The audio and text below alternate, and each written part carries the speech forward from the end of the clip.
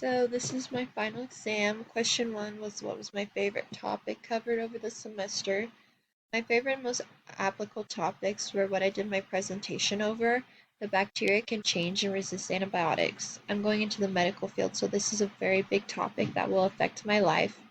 2, if you had an unknown microbe, what steps would you take to identify this microbe and any particular characteristics you would search for?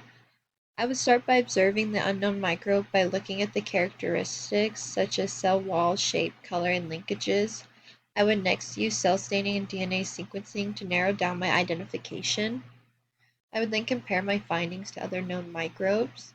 Question 3. Imagine you are interacting with an individual that does not know what vaccines are or does not think vaccines are effective.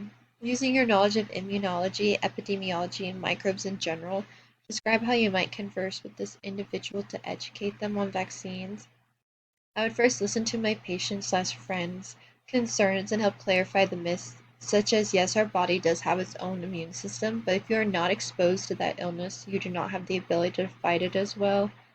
I would also explain there are people who have a weak immune systems and you would be able to help them live their life safely. And just even having that protection for yourself is so helpful. Question 4. Describe at least 2 positive and 2 negative relationships humans have with microbes and some advantages and disadvantages. Positive equals gut immunity. It is your immune system, your main immune system, and benefits your health, but it doesn't always work effectively.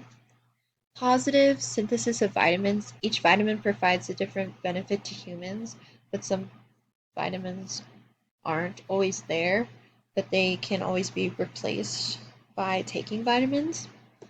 Negative is diseases. It can cause severe sickness and just isn't fun to go through, but it can build up immunity when fighting disease.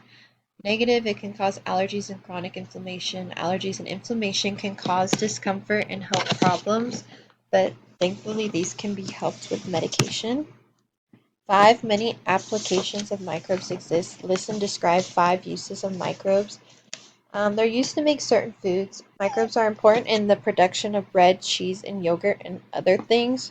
It is used in vaccines, and they help protect humans from diseases. Microbes are also used in pest control chemicals, insect-destroying bacteria. Vitamins are isolated from bacteria, and they especially are helpful in lack of a certain vitamin. You can just take them. Antibiotics are produced by bacteria and fungi, and they destroy harmful bacteria that cause infections.